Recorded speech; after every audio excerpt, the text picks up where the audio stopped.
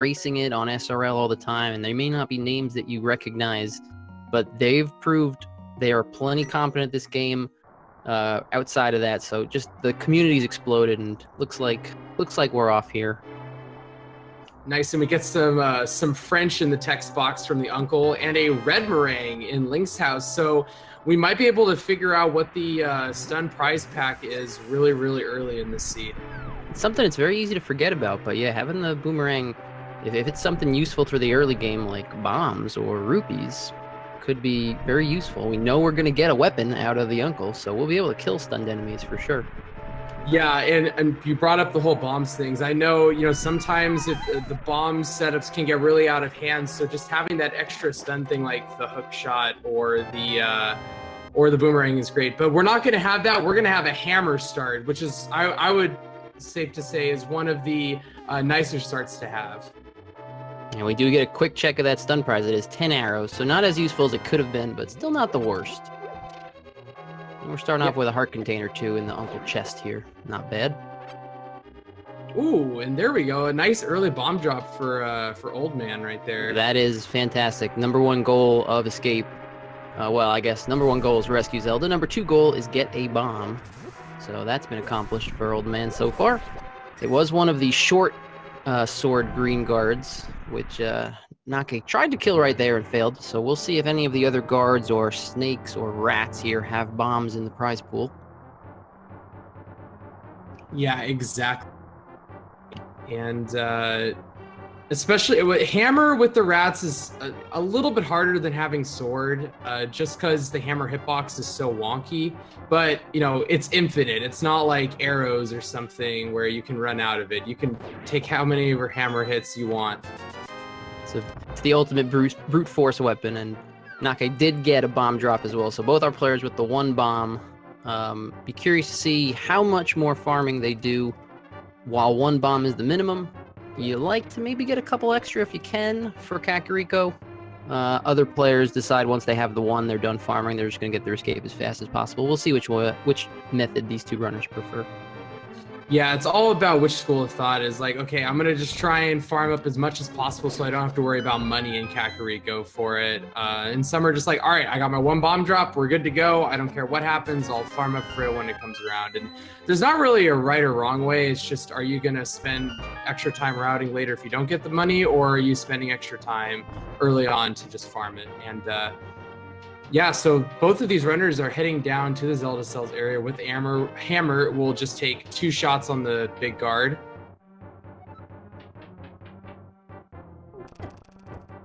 Like you said before, that hammer hitbox can be a little tricky, and it is pretty easy to kind of reflect your shots off that guard's ball and chain. Naka gets it no problem. Old Man's going to use the pot strats, 2 pots to the face, take out the ball and chain guard. Yeah, a little bit safer if you're not as confident with the hammer hitbox in some of these situations. Definitely, it's slower, but it's a much safer strat to kill the guard.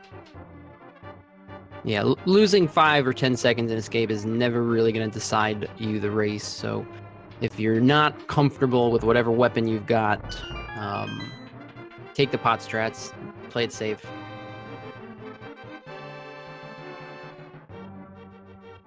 We did also get the small key already, so that first sewer chest is going to have an item. I can't remember. I don't believe we've gotten the map yet, but I'm unsure about that. So we'll have to see if the Sanctuary one ends up being the map in the end. I don't think we've seen the map yet. I think we've seen 2 big 20s so far, and then Zelda's chest. So the map is out there. It is something that... if you've been paying attention and you remember it's still out there and you get to the Sanctuary and don't have it, you can just walk right past that chest. Always a nice feeling. All right, it looks like because of those pot strats, Nakenashi has a very minor lead, but that doesn't amount to too much here in the early game. Because once they get past through the normal Kakariko village area, one thing I will mention, some people do opt to actually not check Lumberjack Cave until they, have boots or are up there to check Bumper Cave later with Mirror. So it'll be interesting to see if both these runners decide to do that and get that knowledge early. Yeah, it's really interesting seeing the way that the strategies and the overall meta has evolved from one tournament to the other. In the previous tournament, it was very standard for everyone to check Lumberjack immediately after escape, and now we've really got two schools of thought amongst the players. Those who will check it immediately after escape, and those who will just wait until they have boots and they're doing the bonk rock checks to check Lumberjack. So nothing wrong with either route. A lot of times if they don't get more bombs out of the escape, then they get the extra tree pulls. They might go north, check Lumberjack just because of that. Nakenashi has the key right. Get away from him a little bit, but chases it down. Takes him out, picks up his key. He's going to bomb open the wall and pick up these 2 items, potentially 3. I think what happened to Nakenashi is what they call in A Link to the Past the rat race. Is that one RNG where he can just run straight at you. And speaking of running, we've picked up the boots. Oh, nice job by Nakenashi remembering with the boots right there. You can just open up the top part. You don't have to run back around. Yeah, he's had a very solid escape. That's a nice little couple second time save. And you see OldManSunshine taking the vanilla exit. Slightly slower. So with those boots, I'd anticipate both these players going right to Lumberjack after they check the bonk rocks. Yeah, and hopefully not passing over bonk rocks. Sometimes people will like be on autopilot and then, all right, let's just do the normal Kakariko route. But oh wait, I have this other option to check like super early. Very easy to, just be locked into your standard post-escape routing and forget this, yeah. He also saw Nakenashi realize that last chest had to be the map. He forgoes the sanctuary chest, and in bonk rocks finds a sword. Well, I'd say that's pretty worth. Yeah, very nice start. You don't like having swordless boots. You run to a lot more enemies that way, and some strategies you're used to in certain rooms kind of fail you without that sword. So very nice picking up that sword, considering the extra boots. My biggest thing with swordless boots is not bonking into bushes. That can be very frustrating after a while. Yeah. Very hard to remember that you don't have that sword. You see OldManSunshine setting up for something you don't see typically in most standard races. He's going to set up a houlihan early here. Goes into that cave, jumps into the water 3 times, drops down this hole, which will place him into the houlihan room. He'll pick up a bunch of rupees here. Yeah, a couple people do this in order to, if they ever have to farm up money for when Zora's in Logic, they can just kind of say, okay, instead of going to the rupee farm cave, excuse me, over near desert, then you just go away from that and just do houlihan instead. 3 bombs in Lost Woods, so that's actually really nice going into Kakariko. They can check Blind's Hut well and Chicken House all the way before having to buy more bombs. It's going to work out perfectly for Nakenashi. OldManSunshine may have decided to do that houlihan just because of his money situation and having no extra bombs. And that lets him now nicely route in from the south where he picks up his bomb.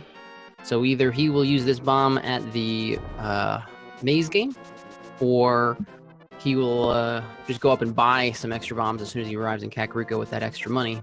We see just a heart container at the race game. He'll be skipping that, most likely. Yep, and just going to opt to do that. And with boots early, we can see if library is an item we want. Oh, it is. It is indeed the Quake Medallion. Not sure if that's going to be required, but certainly can't pass it up if you're standing right there. Yep, indeed. And the route is definitely a little bit different coming from the south. You'd more see this often in the Key Sanity mode, because with keys in the overworld, the likeliness of bombs is lower. So going south to farm up some bombs is nice. And we get our first bottle, a fairy in a bottle, right in Tavern, and conveniently, Sick Kid is right next door. This is a very friendly Kakariko. We got Nakenashi picking up the bombs from the north, OldManSunshine picking up that bottle right before Sick Kid and gets rewarded with a glove. So this is a slight route divergence working out perfectly for both runners, and so far a pretty friendly Kakariko in terms of what it's given our runners to go explore the rest of the world. Yeah, and going into the well, Nakenashi finding some literacy, so that's some early desert access, and with boots, they can actually full clear and minus land mollusk right now. So those 2 items are definitely well in logic and easy to get to. Also getting another couple bombs up top, so we'll be well and plenty for the rest of Kakariko. May still opt to buy the rest of the bombs. Oh, we got man, this has just been convenience seed. This is the dream Kakariko right here, yeah.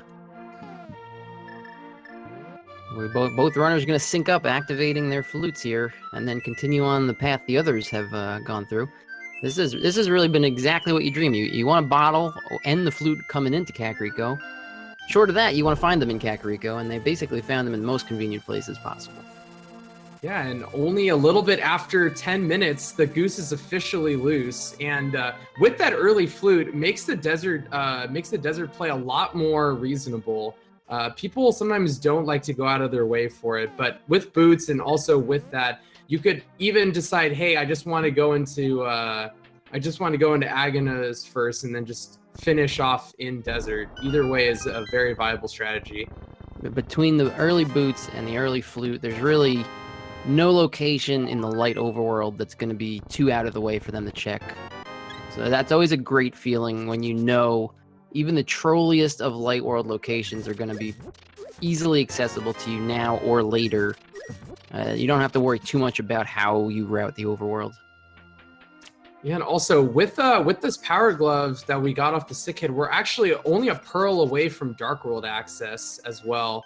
And with an early mitts, early Mire play could be in there. You always wonder that when you get the flute this early, is when are those Tines mitts going to show up to allow you to get some extra knowledge?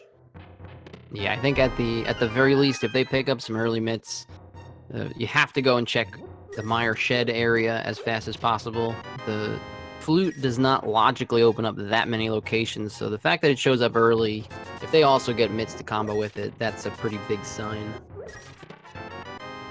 Now, the one question I have is, OldManSunshine going to head up to the Lost Woods because he went from the opposite direction, or is he going to skip that and just go straight to Bonk Rocks? Oh, we're getting a map check, and we're getting 3 crystals, and one of them is the 5-6 at Desert. 3 crystals in the light world. Good news in that you've got 3 relatively short dungeons to clear for your crystals, and bad news because we can end up with some trolly pendant dungeons in the dark world. Yeah, none greater than a possible TR pendant